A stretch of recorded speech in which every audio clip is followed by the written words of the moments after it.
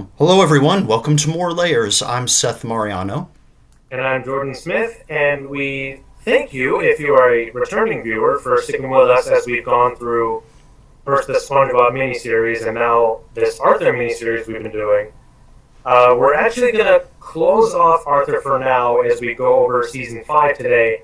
Maybe we'll come back to it at some point, but we do have other shows and films we want to talk about. Yeah, this fifth season of Arthur is kind of notable in a couple of ways. I feel like, at least personally for me, it's the last season before it kind of, if the phrase I'm searching for is jump the shark. But it's also the final season in which the original voice actor for the titular aardvark, Arthur, Michael Yarmish, voiced the title role, though he would return to play another minor character or so. I wonder, with the final episode of the entire show, do you know if they came back to voice his grown-up version? Yeah, the original voice actor actually did voice Arthur as an adult in the concluding scene. Aha! Yeah. Yeah. So yeah, bit of a full circle conclusion there. For sure. And starting off, season 5 is episode 1, part 1, Arthur and the Big Riddle. And this is another one of those episodes where a big name guest star shows up, this time in the form of Alex Trebek. Yeah. And this is pretty close to my heart, though my memory of this episode is pretty fuzzy. It basically, Trebek is voicing a fictionalized version of himself and a fictionalized version of what he was best known for, or the TV quiz show Jeopardy, which I religiously watched for a period when I was younger, and I still have in recent times revisited. I don't know how much you got into it or whatever. Well, definitely growing up, two of the game shows that my family would watch after dinner were things like Wheel of Fortune and Jeopardy, so we did see it a lot. Now, I know in the past you've expressed interest in being on the show. Is that still something on your mind? I feel like, I've taken a couple tests and I've never heard anything back, honestly, but I think I would like to maybe be on The Floor, which is a newer quiz show on Fox. Basically, it's like people being quizzed in a bunch of elimination duels on a variety of subjects, usually by pictures, if you know, like the Guess the apps, if you know what I'm talking about. So It's kind of more like that. Yeah, and you can pretty much pick any subject you want to represent that you feel you have a strong expertise in. I feel like I'd probably honestly do better at that than Jeopardy. I can definitely see that, and I remember my mom and I watching that a little bit before she passed away, so we definitely had conversations about that one. Yeah. And I was joking for a little while, not to get too far off of our topic of today, but I joked a few times how there's a game show called The Floor, and there's a game show called The Wall. All we need now is one called The Ceiling. No. Maybe one day. Yeah. Yeah. But yeah, I I have, watched quite a lot of Jeopardy, and even in the recent past, I kind of binge watched it a little bit on Disney Plus, because if you've got Hulu, you can see it there and on Hulu. So, definitely, I've been a pretty big fan. And what's really interesting about Trebek's guest appearance here is that most big-name celebrities that make a guest appearance on the show, they usually keep their name, and then they're just an animalized, if you will, version of themselves. But here, his name is slightly altered, I think. Yeah, slightly altered to specifically Alex Lebek. And interestingly, this is not the only time that Alex has played himself hosting Jeopardy or a fictionalized version of it of a quiz show as as for an episode of a TV show. He did that on Rugrats. He did that on once on The Nanny. He did it on Cheers. So yeah, it's been a few times. And I think there was at least one episode of SNL where they were doing a parody of Jeopardy, and he actually showed up briefly. Oh yeah. That was a recurring sketch, in fact. Celebrity Yes. Jeopardy, and then of course, then came Black Jeopardy, and then and I just remembered there was that one Animaniacs segment of Pinky and the Brain that spoofed Jeopardy also. I haven't seen too much of Animaniacs or Pinky and the Brain, but I wanted to, so maybe Yeah. if I find a way, I'll check them out. Yeah. But yeah, as we said, El Trebek voices the game show host in this episode. The idea with this one, though, is that it's centered almost entirely around riddles. Yeah. And in this show, it's established that there's been a reigning champion for the longest time. I think it's like this young girl. Yeah. And we find out that Arthur is actually really good at riddles, to the point where he gets selected to be on the show. And I don't remember too many of the riddles specifically being asked, but I remember before they walk into the room where this is happening, the girl is just giving him this nasty glare. Like, she takes this way too seriously. Yeah, it's kind of the stereotype or cliche of the very confident, dominant force. Yep. Yeah. Now, him going in there is a problem for him and a lot of his friends in a way, because they figure if he wins and he becomes the reigning champion, they'll almost never see each other again. So he's, of course, doing pretty well throughout this episode of the game show. And then it gets to the final riddle. And he even knows what the answer is, but he hesitates long enough thinking what would happen afterwards that the reigning champion ends up answering first and winning. I mean, that's fear of not seeing Arthur again. That's rational to me, I guess. But I know I have heard of, like, on Jeopardy, a reigning champion can temporarily or indefinitely step down if, like, something comes up, and then return in the future as a co-champ. So maybe he could have done that, but yeah. I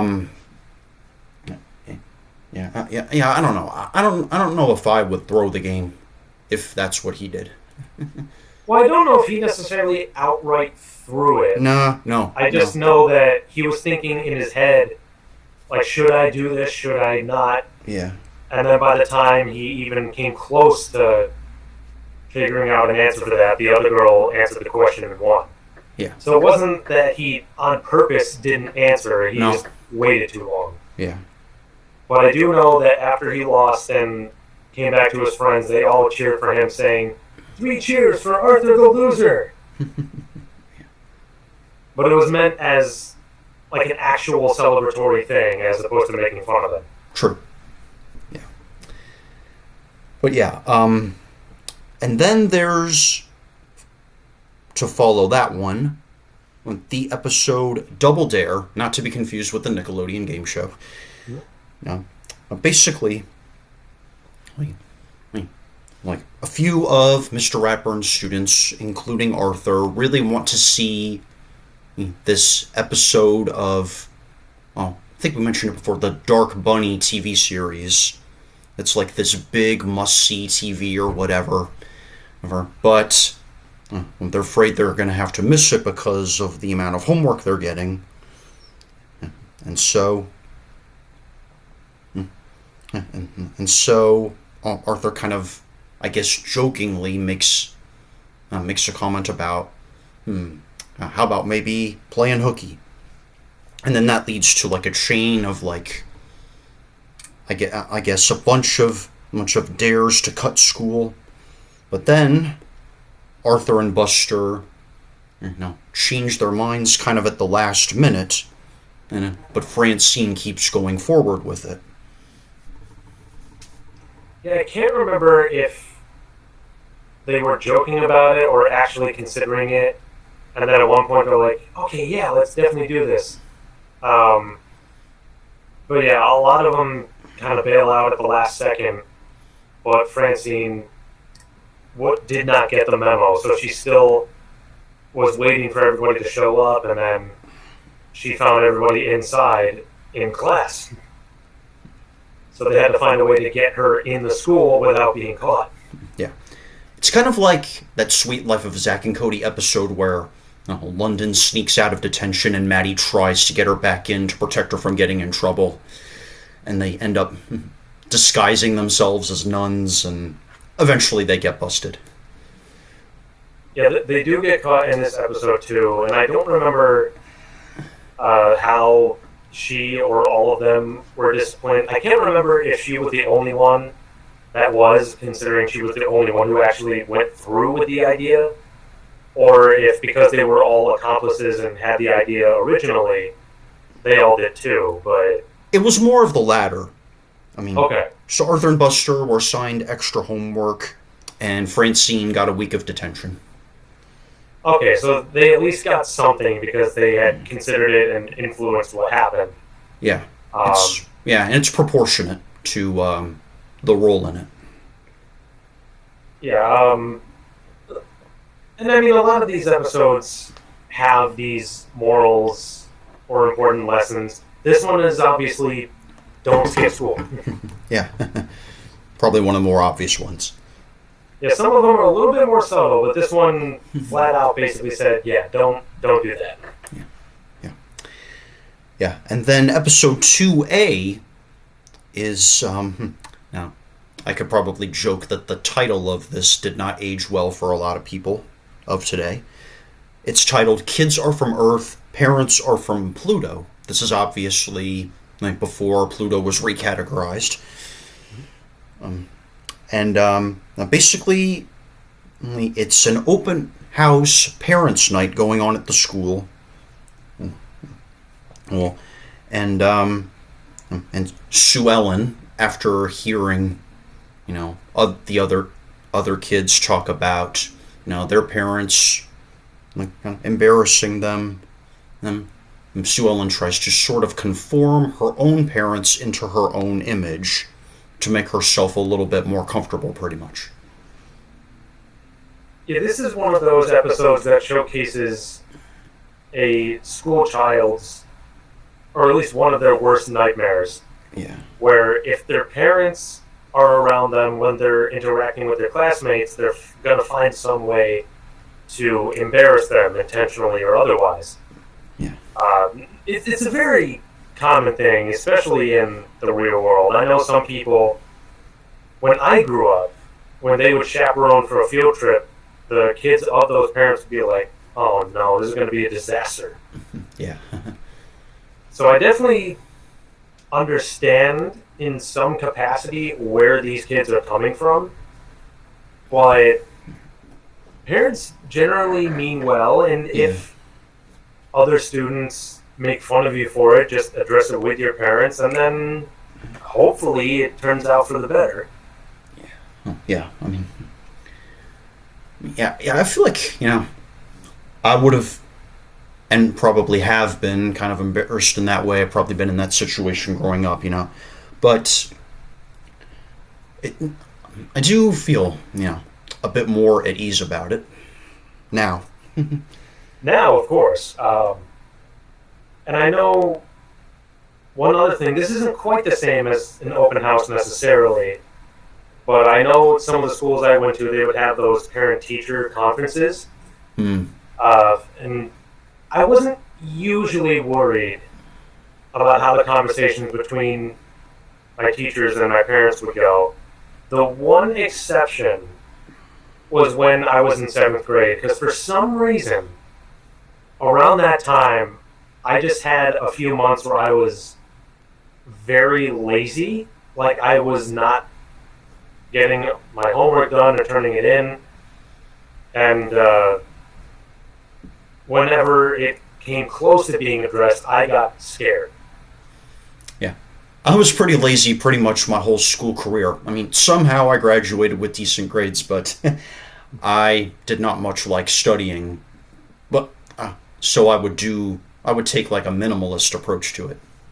Sure. And a lot of people do that. Whether it's recommended or not is up for debate. Um, I know some people, they've done that for that very reason. There's even episodes of Arthur, or at least one that I can think of in the future, where Brain, he starts not necessarily suffering in his grades, but they're definitely lower than they usually are. Or at least there was one grade that he got where it was below the mark. Uh, and he thought that maybe it was because that he was starting to falter, like his mind was deteriorating. There was another episode where I'm trying to think exactly how it went down. But it was because the rest of his class found out that he was held back a year. Binky? Well, it started with Brain, and then Binky got involved because he had been held back the year before. And the reasoning Brain initially gave was because he's a genius and that smart people get bored, so they won't perform as well because it's too easy. So there's a lot of reasons why someone, especially younger, might not get the highest grades in school because maybe they're just bored because it's too easy, or because they're lazy, or some other reason entirely. Yeah. Like, I was held back when I was really young just because I wasn't emotionally ready for what was to come. Yeah. I think I mostly just had a hit or miss attention span, and to this day still have to some degree. Sure. And that's not necessarily a bad thing. No. Yeah. Well, there is a bad thing coming up in this next one, though. Yeah. It's an episode titled Nerves of Steel, homophonically spelled Steal, involves basically a toy that's kind of more like kind of a fictionalized version of a transformer, more or less. Yeah. So, it's called a cyber toy. Yeah, that kind of adds up, considering the planet that Transformers are from is Cybertron, so... Yeah. But it's kind of like the new must-have toy or something. Buster really wants one of them, but can't afford it.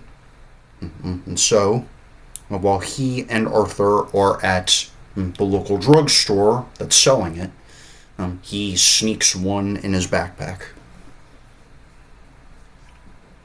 Yeah, I'll admit I have been in positions before where I've seen a bunch of my friends have something that I really liked or really wanted, but either just couldn't afford or my parents said no, probably for good reason. I never did resort to stealing something or sneaking it away in my bag or something like that.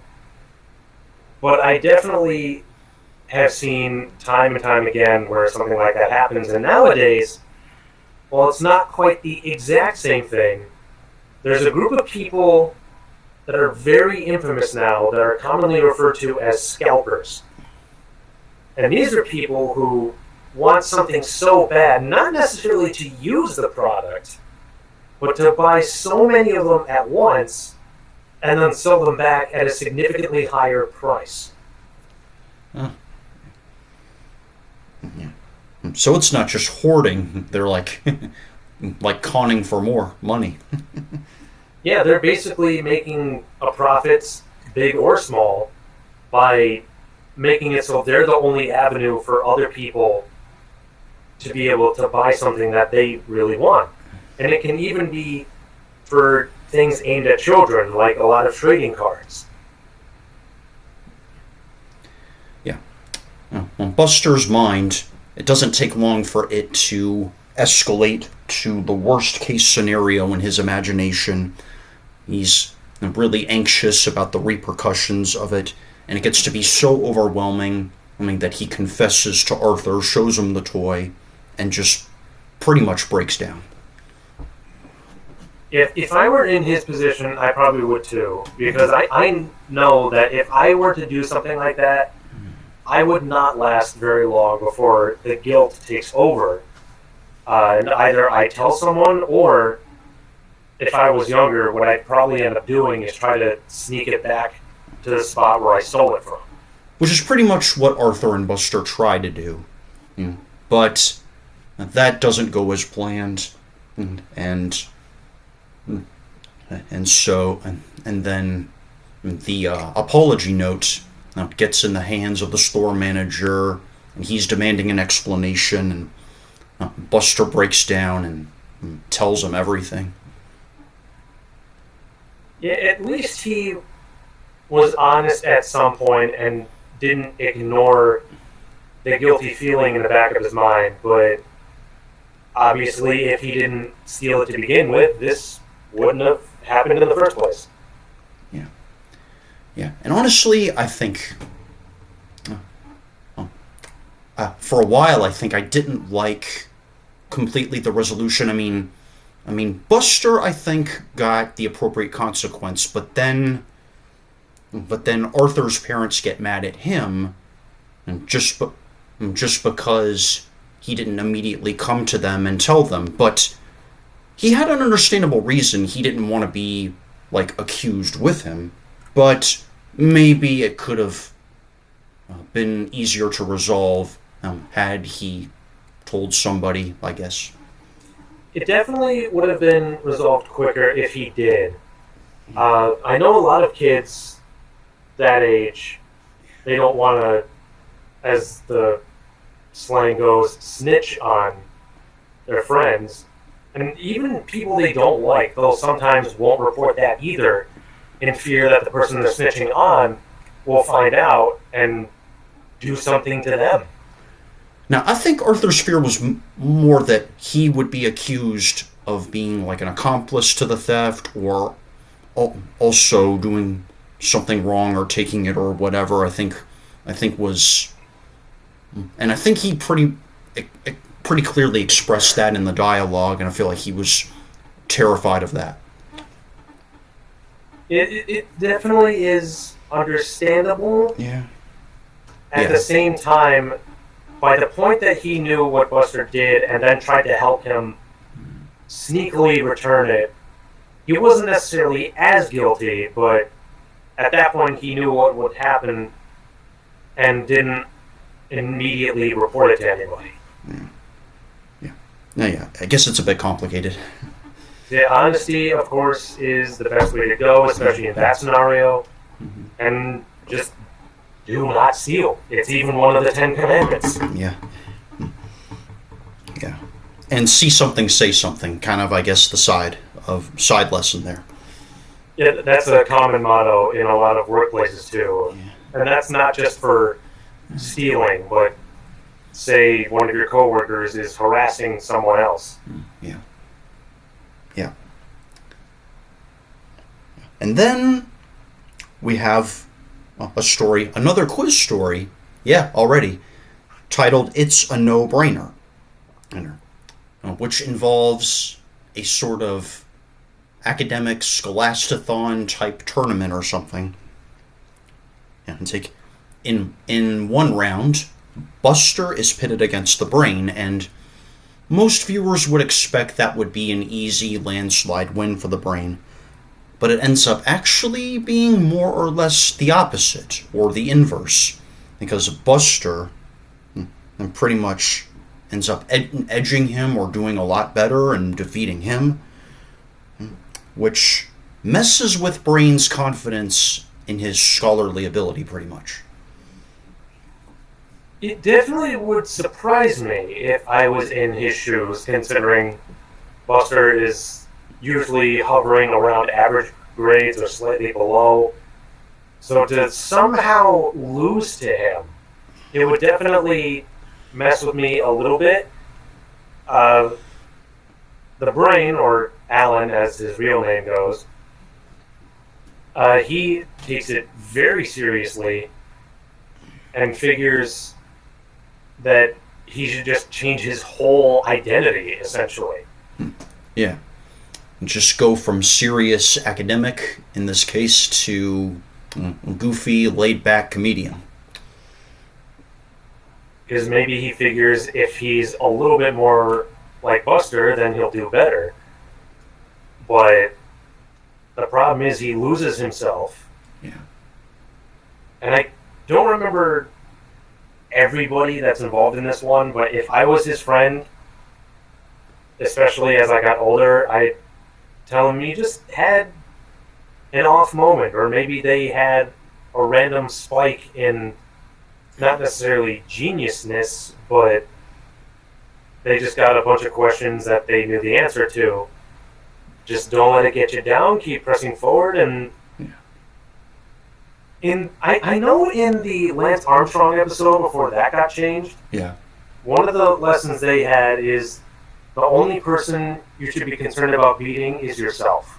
Yeah. In the sense that only focus on how you're doing, be better than you were the last time you did it, and so on. Yeah. Then we have the Shore Thing, spelled Shore, in which Arthur and DW are really interested in visiting this water park that they've seen advertised on TV. And so they and a few of Arthur's friends are taken by Arthur's dad to what Mr. Reed claims is the ocean zone,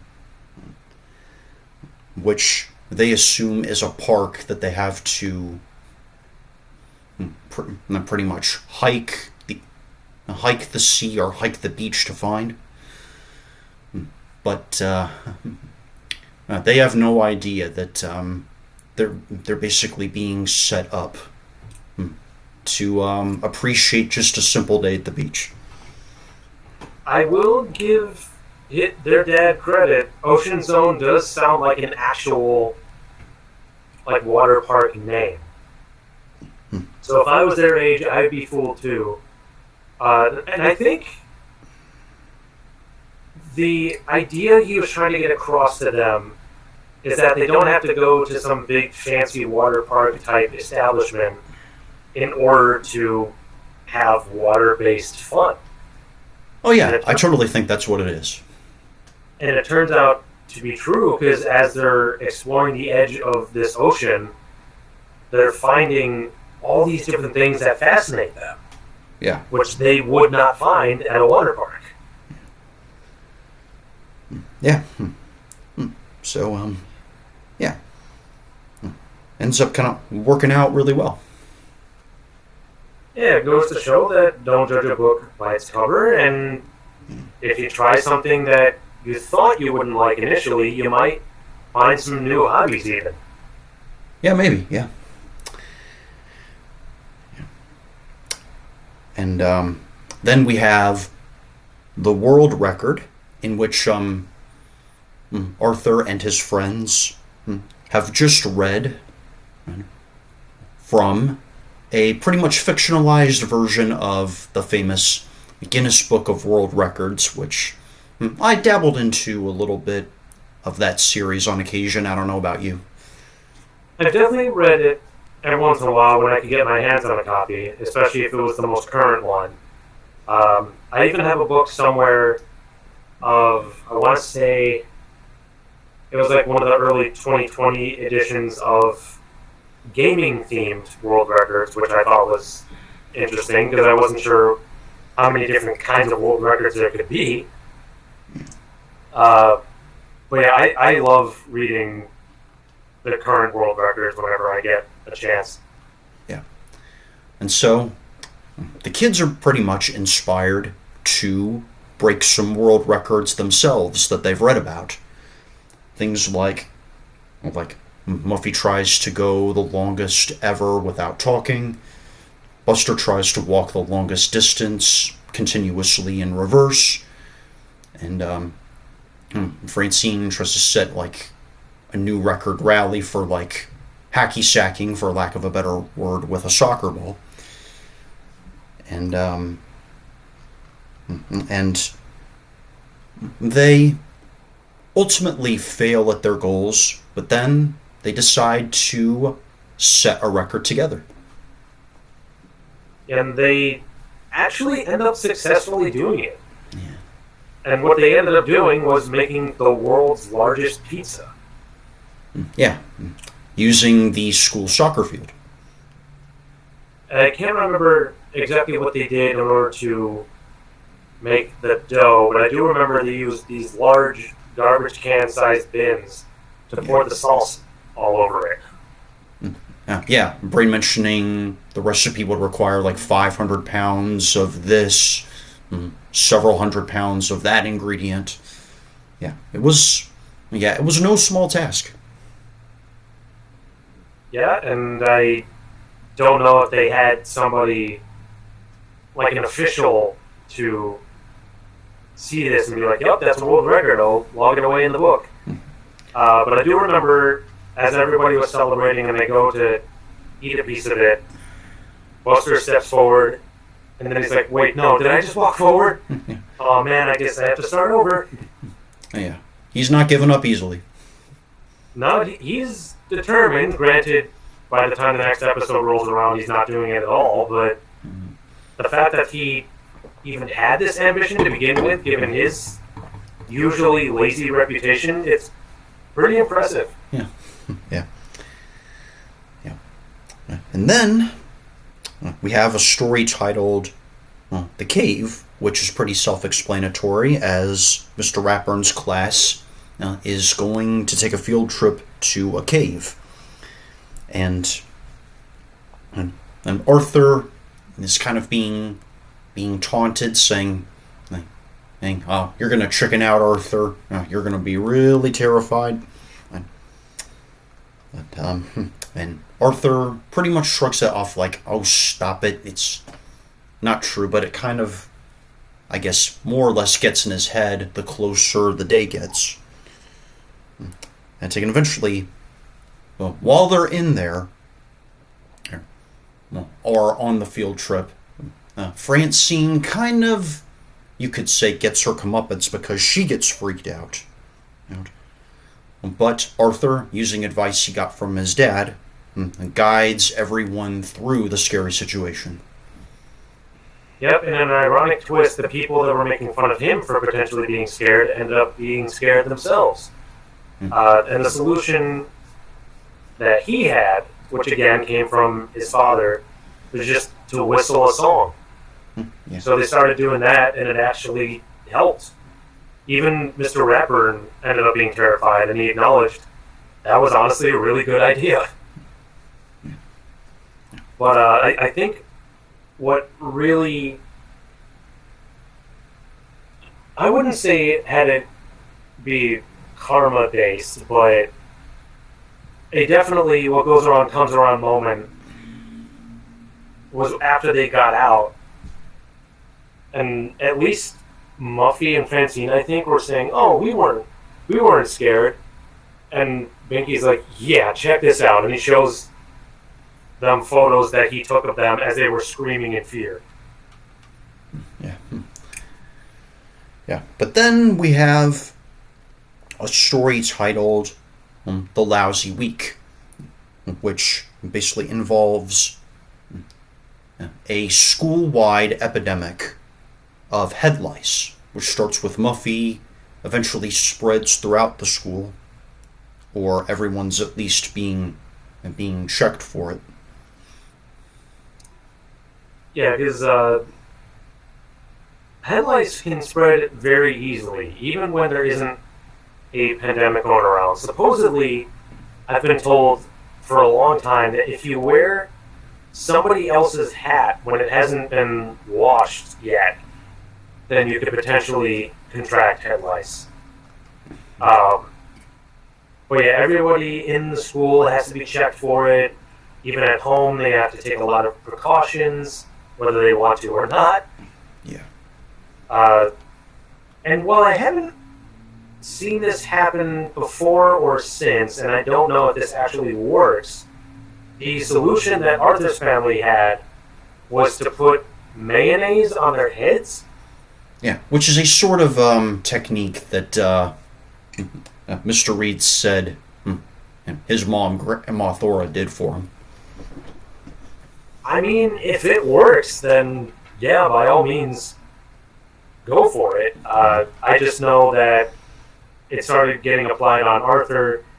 DW starts making fun of him, and he goes, "I wouldn't be laughing so much if I were you, because you're next."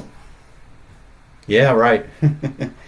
Yeah, it's kind of funny. You would think Muffy, being such a seriously fancy person with such a luxurious background, would be the last to get lice like this.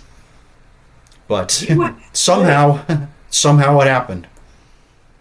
Well, one thing that could be contributed to is, yeah, she has a lot of luxuries and has access to more ways to be cured of something than other people might.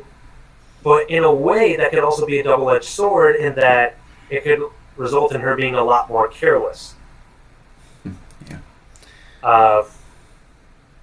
Now, the head lice in this episode, they actually kind of have their own sub-story, if you will.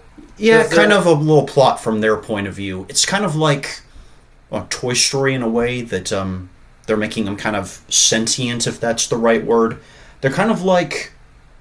They're written as kind of like an anthropomorphic military group.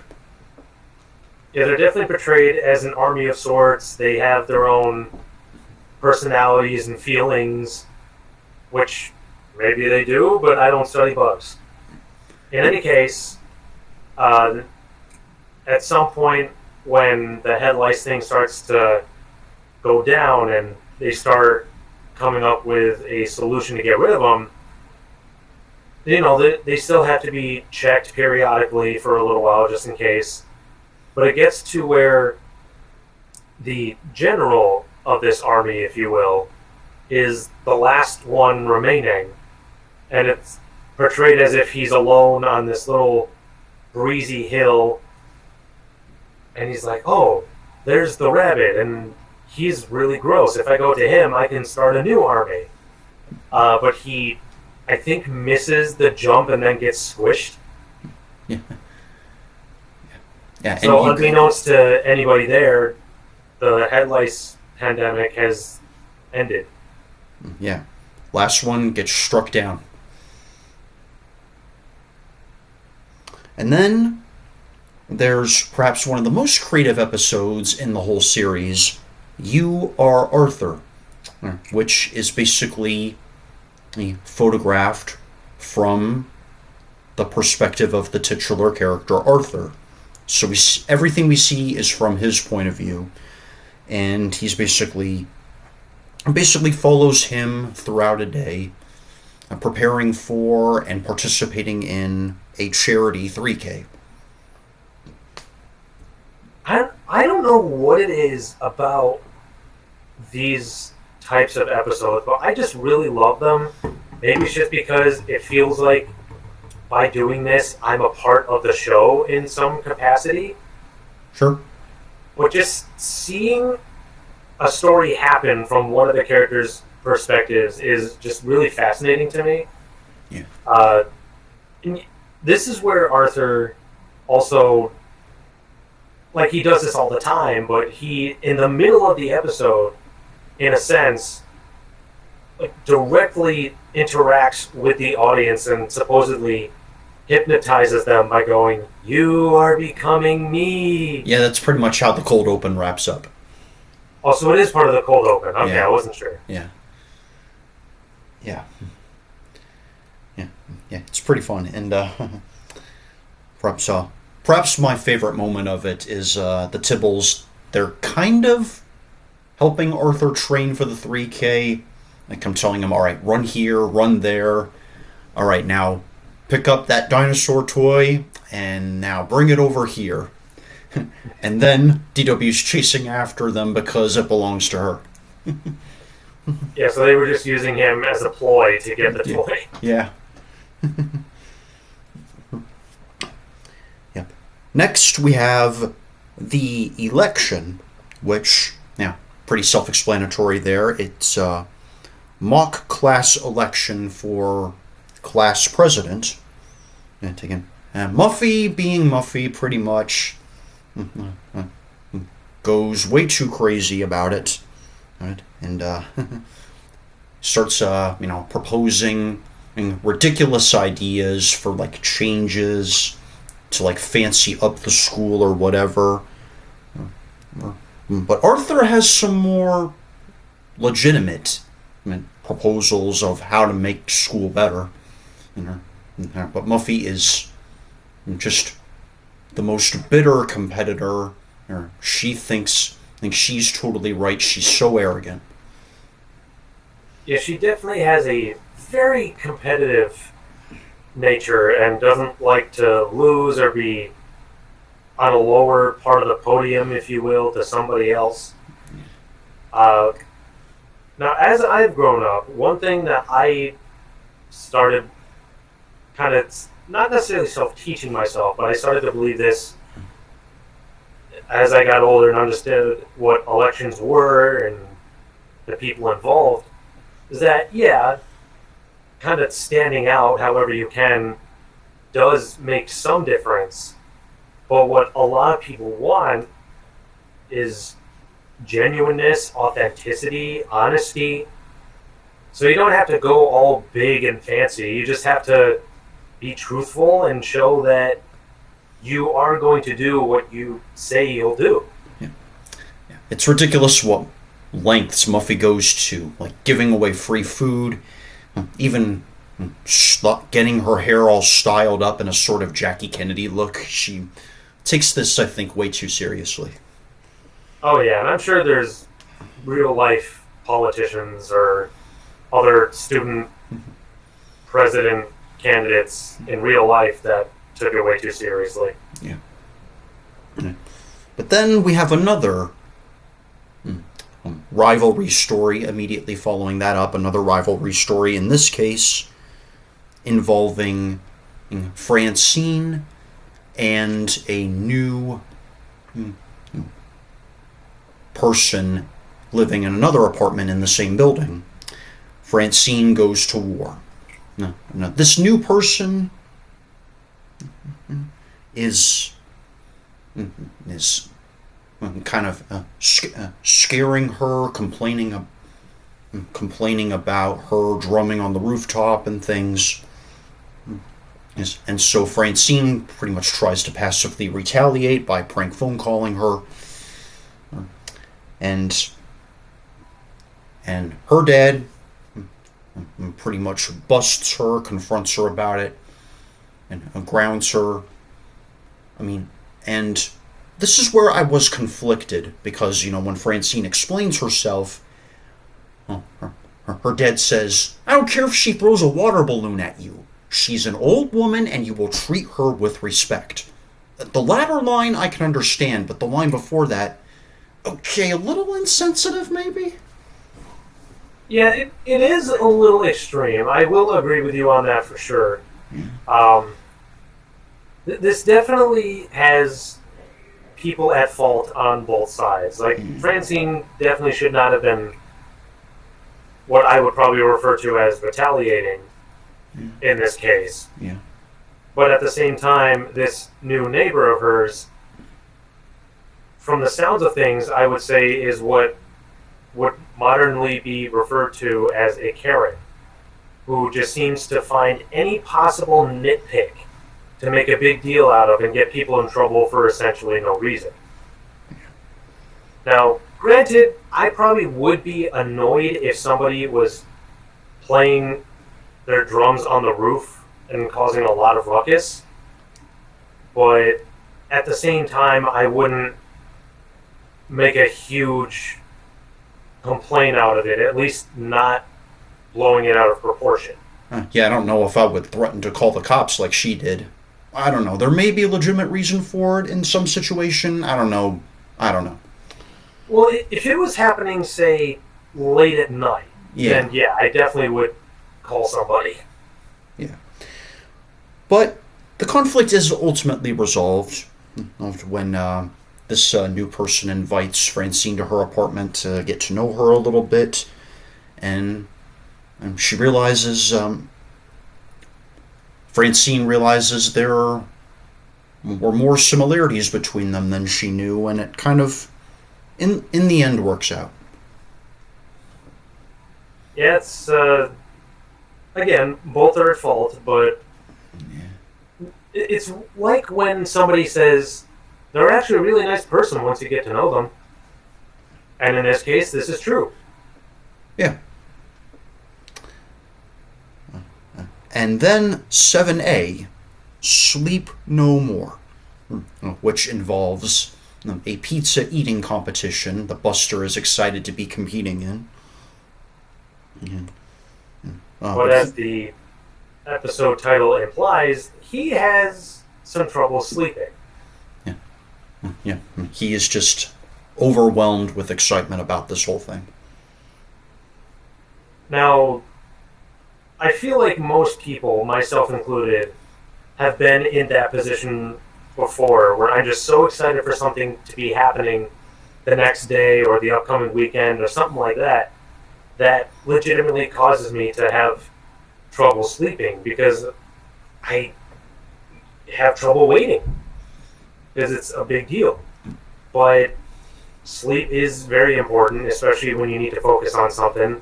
I know in the theatrical productions we've been in, our directors have constantly said during tech week or right before a show, get plenty of sleep. Yeah, indeed.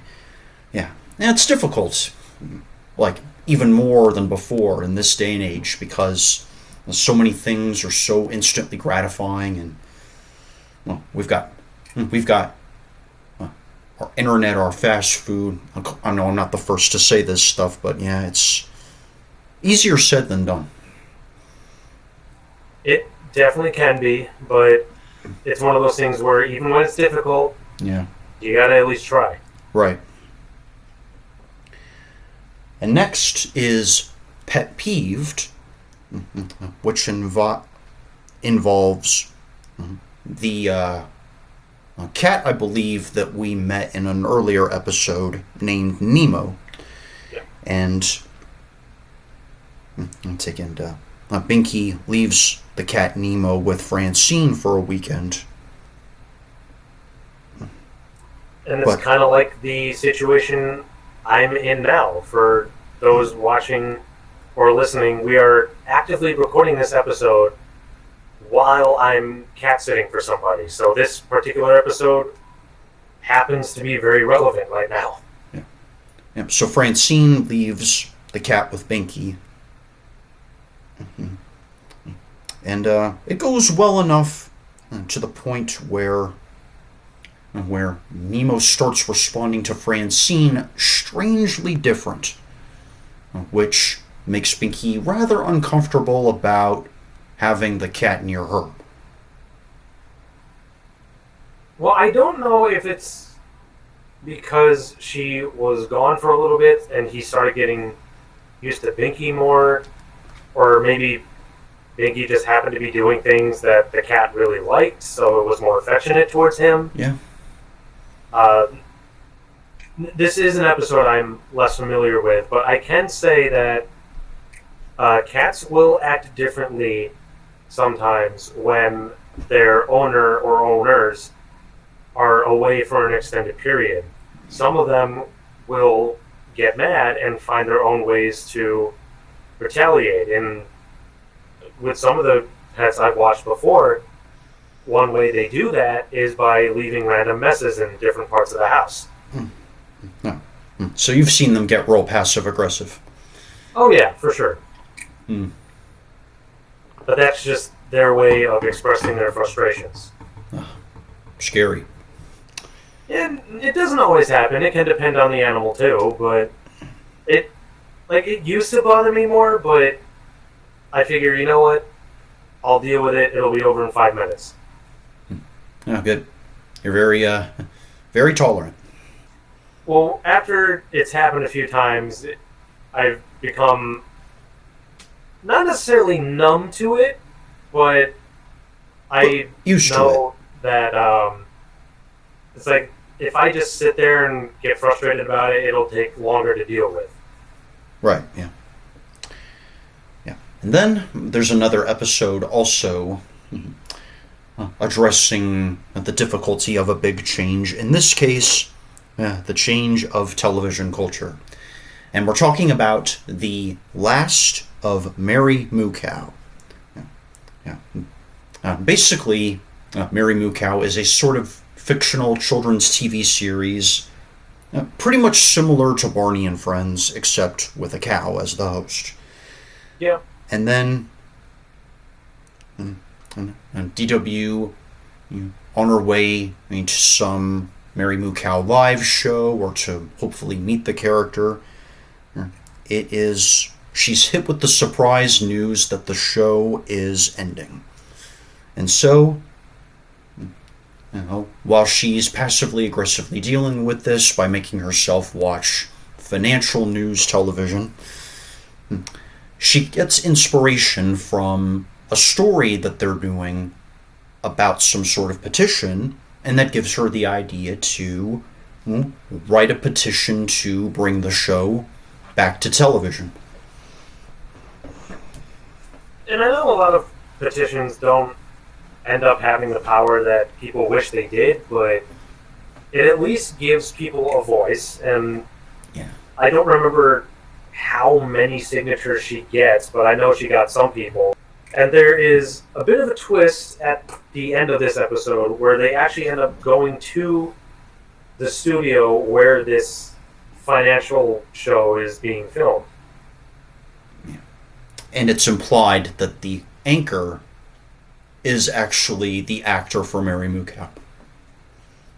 And the way she finds this out is, like in the White House, she kind of goes off on her own a little bit. Yeah. Finds the room where Mary Moo Cow's dressing room essentially is.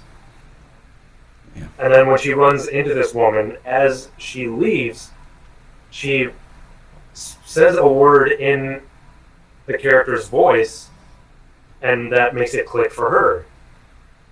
And I can tell you, that kind of thing does happen in real life. A lot of kids, they'll see somebody, like the voice actor for a character, not realize who it is, and when their parents first tell them, oh, that's the voice of this character, they're like, no, that's not what they look like. But then the actor will do the voice, and their eyes just light up, realizing who they're actually talking to. Yeah, I don't know if I've had that like first-hand experience, but I know I've heard like maybe a couple of different voice actors who have done very different animated characters, but I've never like put two and two together, that they're the same talent behind them. Yeah, I've definitely been in that scenario, and while I haven't been in this exact one that DW has, where I hear the person say the voice, and then I get really excited, I do still have a very surreal feeling when I meet a voice actor knowing who they are. And when I hear them do the character voice in person, it's still so cool, so incredible. And it's just like when you meet them in general, there's this surreal feeling that you get because they're so used to only ever hearing them or seeing them on a screen that when they're standing right in front of you, it takes an extra moment to register. Yeah, that makes sense. Yeah. And then that's followed up with a story titled Bitsy's Bow. As it's been established earlier in the series, Buster has a divorced mom that he lives with. But apparently, Buster is finding out that she is seeing some new guy, apparently going steady. And Buster, for some reason, fears the worst. I don't remember exactly why he assumes it's Mr. Ratburn, but he thinks that's who it is, and he imagines the worst, most bizarre future outcomes of this. But then, even after he finds out, no, it's not him. No, it's some totally different guy that he doesn't know about. He's still somewhat nervous, and until after meeting him, and soon enough he calms down. Yeah, I feel like most kids go through something like that, where when they know they're about to see someone they've never met before, their mind will start going crazy trying to picture, what do they look like, how do they act, are they nice, are they nasty? And this is another one of those episodes that tackles some serious topics, which the show often does. In this case, it kind of covers divorce, more so the aftermath, when after your parents have split, one of them meets somebody entirely new. It can be difficult to process, because even a child will recognize the fact that whoever that is not their actual parent. So they don't know how to really process that. Yeah, and for one reason or another, and sometimes legitimate, they'll not be really comfortable with the idea of somebody new kind of filling the role of a parent that after the original is gone. But yeah, but some of them will warm up, though. Sure. And I think it turns out really well for them here, too. And I don't remember if it was a serious thing or if this guy was doing it as a way to bond with Buster, but he at least acted like he believed in aliens, if I recall correctly. Yeah, I don't remember that detail, but maybe it was there. Yeah, if it's the episode I'm thinking of, they go to some sport or hockey game or something like that, and Buster has this supposed scanner that detects whether or not somebody is an alien. Right. And then it turns out this guy has one too. And when Mr. Ratburn walks by them, as a joke, they're like, maybe he's one of them. They scan him and they're like, yep, definitely an alien. Yeah. And at one point earlier in the episode, he even tests it on a fictionalized version of Regis, because his TV is tuned into a fictional Who Wants to Be a Millionaire. Yeah. Well, yeah. Like, was it actually Regis, or was it just a parody of him? I don't think it was the real Regis, but just some character spoofing him. Okay. Yeah. Yeah. But yeah, well, we can maybe do a discussion on Millionaire at some point in the future, but Sure. Yeah. And then we move on to another especially creative episode titled Just Desserts, which in a way is kind of a literal title, as Arthur basically he indulges in so much sweet candy and eventually a couple slices of cake. He ends up making himself sick and having these wild Brothers Grimm story resembling dreams involving junk food. Yeah, I love when they do episodes like this, because when they go into dreams that somebody has or really focus on their imagination, it's an opportunity for them to just let their creativity loose. Yeah. Yeah, and a handful of the characters in the main cast of the show get some shining moments in these fantasy scenes, like you've got the Tibbles and fictionalized versions of them as the Seven Dwarfs. You've got Arthur with a sort of Red Riding Hood cape at one point, and DW is kind of basically Gretel, and Buster is the woodsman from the Riding Hood story. I think I remember that. I don't remember every single detail, but that part does sound familiar. Yeah. Yeah. And then after that is the story of the Big Dig, also known as Grandpa Dave's Great Big Lie. And basically, Arthur and DW's grandpa is visiting, and all he seems interested in is sleeping and playing checkers, which bores them extremely. And so, Uncle Dave comes up with a clever little scheme, arguably a lie, about telling them a made-up story about a legendary pirate and a treasure, and he has this plan to hide some goodies under the ground, but Arthur and DW get their hands on the made-up map that supposedly leads to the treasure, and get to the spot not too early before Grandpa Davis had a chance to put anything in there. It definitely could be considered a lie from certain perspectives, but in a way, I think he was just looking for ways to give them something fun to do, especially since he did intend for there to be things in the box once they find it. It was just a matter of him kind of blowing it out of proportion with a story attached to it.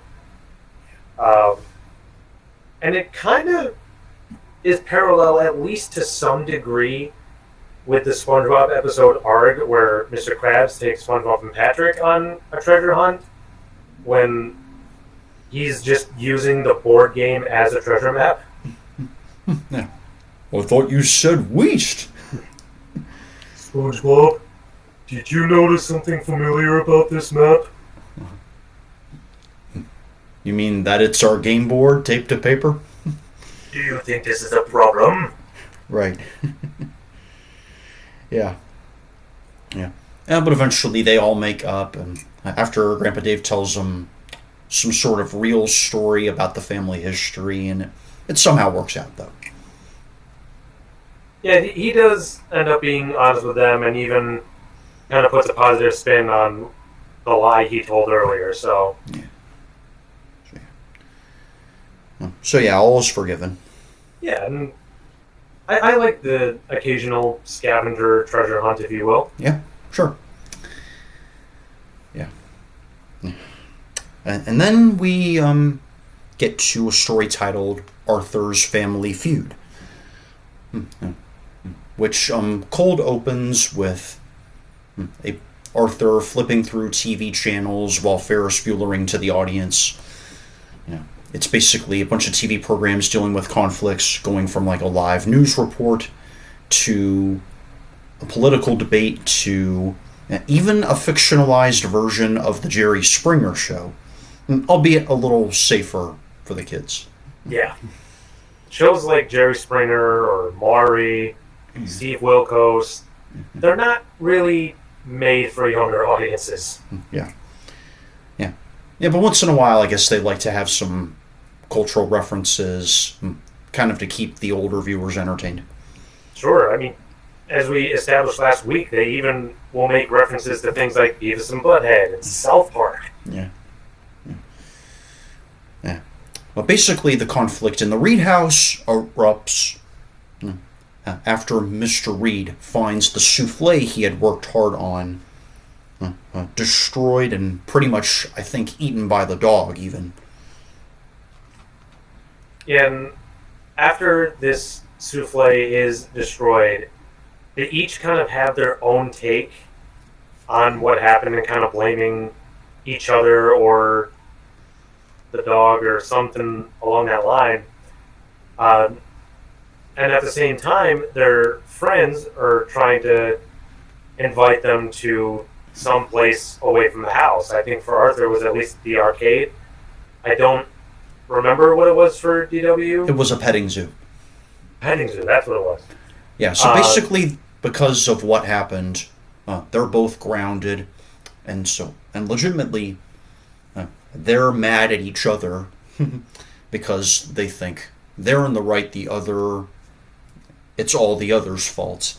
And Arthur, even at one point, imagines this happening again to an even worse degree, fantasizing that that Arthur gets arrested for a theft that DW committed. Yep, once again, their imagination's going wild. And the way this ends up getting resolved is that the parents tell them that, yeah, they actually can go where they wanted to go, but only on the condition that they tell them the legit story, like what actually happened, who was actually responsible. And it turns out that technically it was both of them. Yeah. Now, at first, once they actually tell them the story, they start to head out the door, but then realize maybe we should stick around and help them out.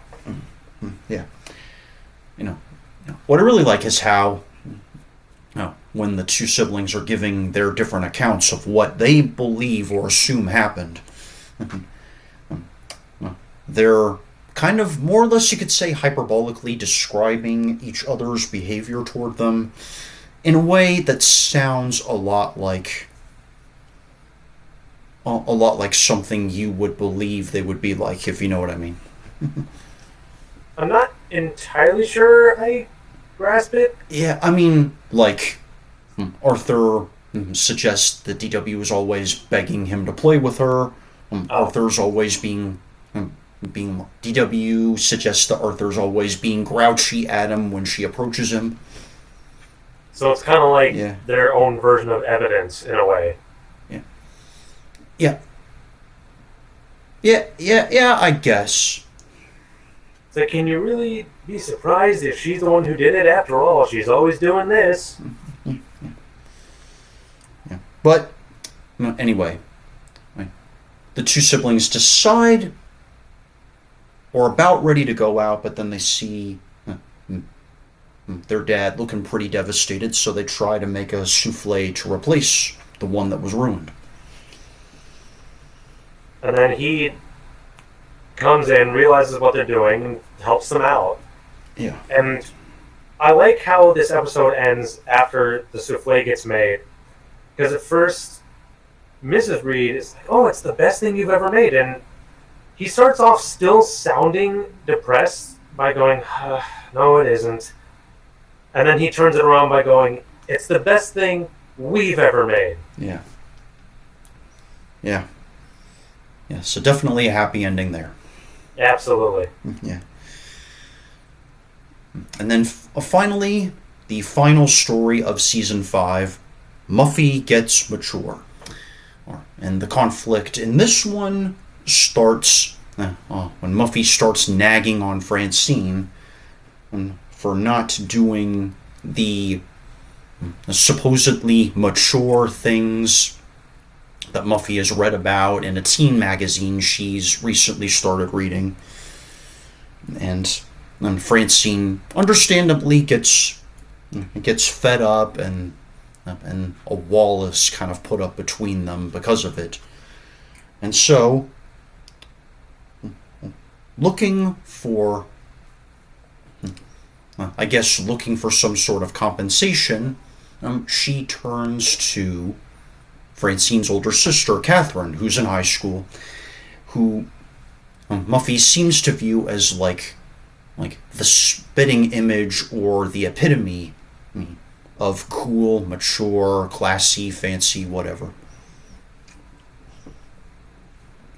Yeah, this is an episode that you will often see in cartoons aimed at kids, where there's a character who wants to be more mature or treated more like an adult as opposed to a child.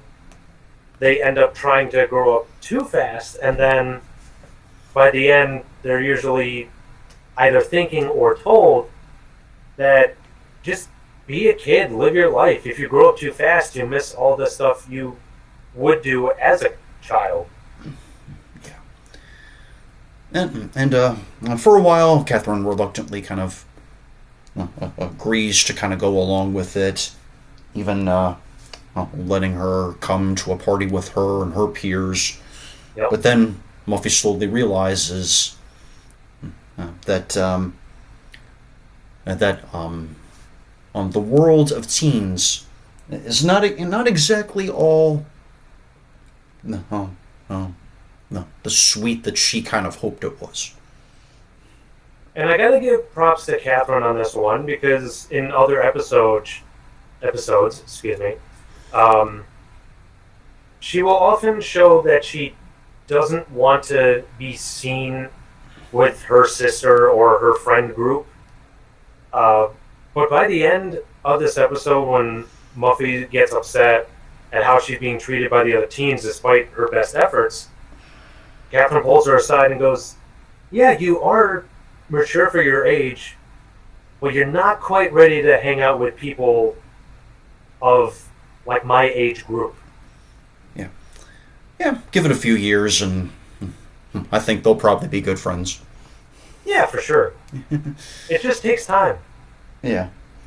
And Muffy pretty much by the end learns her lesson and just kind of learns to kind of go with the flow and be comfortable with being more her age for a little bit. Exactly. Yeah, and that is pretty much the end of arguably the golden era of Arthur. And so join us next time for a whole new topic of discussion.